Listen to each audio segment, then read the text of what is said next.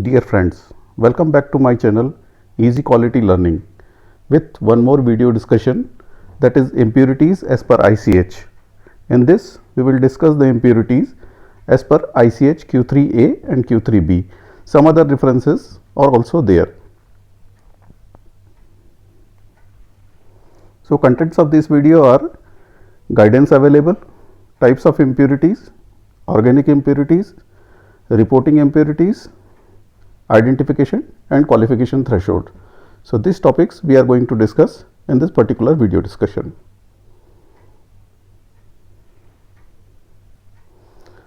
So let us see what are the guidance documents which are available. So first is ICH Q3A R2, impurities in new drug substances. Second one is ICH Q3B R2, impurities in new drug products.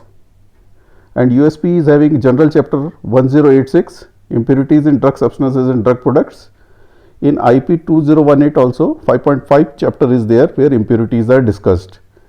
In BP and other relevant guidelines are also available. So I have mentioned only few over here. So let us see what are the types of impurities which are present. So impurities type are organic impurities, inorganic impurities, which includes your elemental impurities and residual solvents. So in this particular video we will be discussing only organic impurities. So in organic impurities what can be there? It can be starting material from where the reaction starts. So if X and Y molecules are reacted and they are forming Z molecule, if any of the content remains of X or Y molecule, so that is also considered as impurity in this Z molecule. Byproducts, when 2 or 3 reactants are meeting and they are giving some byproducts, so that is also considered as impurities. So like you must have seen that when we are producing sugar, then ethanol is produced. So ethanol is a byproduct of sugar production. Intermediates, so in between when the reaction happens, some intermediates are also formed, and that intermediates doesn't converts completely into your finished product. So parts of intermediates which remains, they are considered as impurities. Degradation products, so degradation products in finished product, whatever degradation is happening during the course of time, so that is considered as degradation products. Reagents, some reagents which are used during reactions or during manufacturing of formulations, so that remains in the product, that is considered as reagents. Ligands and catalysts, catalysts are used for accelerating the reactions. So some of the part, if it remains in the final product, it is considered as impurities. So this can be the type of impurities which remains as a organic impurities. Now how to report the impurities? Reporting threshold, we need to understand some of the definitions to understand this particular video, because in later stages we will be using this terminologies. Reporting threshold, impurities above which the impurities need to be reported.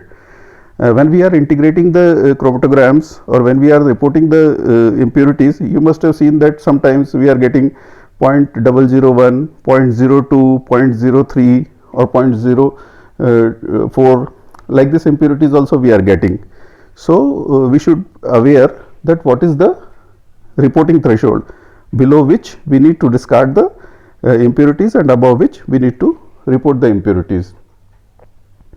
Identification threshold, the level or the level above which the impurities need to be identified. So this is a quantitative limit. If any of the impurities coming above that, then we need to identify that impurity, that is a requirement. Then qualification threshold, the level above which the impurities need to be qualified for safety and toxicity studies. So this is little bit more higher level of impurities which present in drug substances or drug products. So we need to study those impurities, that if these impurities are present in your drug product or drug substance, so it is not going to harm to human being. So that we are doing through safety studies or toxicology studies, we are qualifying the impurities. Then reporting of the impurities. First thing, our LOQ. LOQ is limit of quantification. We are determining the limit of quantification in our validation studies. One of my earlier video is there for related substances validation, method validation. So in that I have already described how the limit of quantification has to be determined by signal to noise ratio or by slope calculation. So whatever LOQ we are getting in that particular method validation, the level of LOQ should be less than reporting threshold. So if our reporting threshold is 0.02% or 0.05%, so our LOQ should be less than 0.02 or 0.05, whichever is applicable. If our impurities are below 1%, then this need to be reported up to 2 decimal places like 0.06 or 0.58%. If the impurities are reported above 1%, then they need to be reported up to 1 decimal like 2.1, 1.6, 1.3 like this. These are the things which are specified in your Q3A and Q3B. So we can refer over there also that this reporting pattern is given over there. Then what are the type of impurities which need to be reported? Identified impurities, specified identified impurities, unidentified impurities, total impurities. What will be the total impurities? Total impurities will be the sum of all impurities above reporting threshold. So whatever impurities are present above reporting threshold, we need to sum it up and it will be reported as total impurities. Specified unidentified impurities means the impurities which we are characterizing, we are not identifying, but we are characterizing it with retention time or relative retention time. So these impurities are called specified unidentified impurities. Then qualification threshold as per IP. In IP, as we have mentioned in regulatory guidance, IP is having a impurities general chapter in which reporting threshold is specified is 0.05. In any of the monograph, if lower reporting is given, it need to be followed as per monograph. If any of the molecule which is not available in your monograph, then general reporting threshold of 0.05% need to be applied. Identified impurities, it should not be more than 0.5% for drug substance. Unidentified impurities should not be more than 0.3%, and total impurities need to be not more than 1%. So this is for drug substance. Now we will talk of drug product. So reporting threshold in the drug product, it is 0.05%, that is same. Identified impurities, it should not be more than 1%. Unidentified impurities, not more than 0.5%, and total impurities should not be more than 2%. So these are the limits which is given in general chapter of IP. Now we will talk of ICH. So in ICH, what are the identification threshold, reporting threshold and qualification threshold are given for drug substance are, if your maximum daily dose is less than 2 gram, then reporting threshold is 0.05% and identification threshold is 0.1% or 1 mg per day, whichever is lower. Qualification threshold will be 0.15% or 1 mg per day of daily intake, whichever is lower. Then if the daily dose is greater than 2 gram per day, then reporting threshold will be 0.03% and identification threshold will be 0.05% and qualification threshold will also be 0.05% only. Then for drug product, your reporting threshold, if the maximum daily dose is less than 1 gram, then reporting threshold is 0.1%. If maximum daily dose is greater than 1 gram, then reporting threshold shall be 0.05%. Now comes to identification threshold. In identification threshold, this is divided on the basis of doses.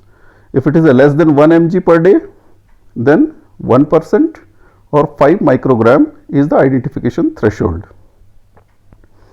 If it is 1 to 10 milligram, then 0.5% or 20 microgram TDI, whichever is lower. If it is greater than 10 gram and less than 2 gram, then it is 0.2% or 2 mg TDI, whichever is lower. If it is greater than 2 gram, then 0.1% is the identification threshold.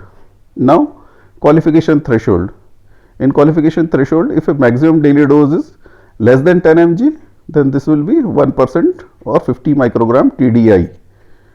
If it is 10 mg to 100 mg, then it will be 0.5% or 200 microgram TDI. If it is 100 mg to 2 gram, then it will be 0.2% or 3 milligram of TDI, whichever is lower. If it is more than 2 grams, then it will be 0.15% will be the qualification threshold.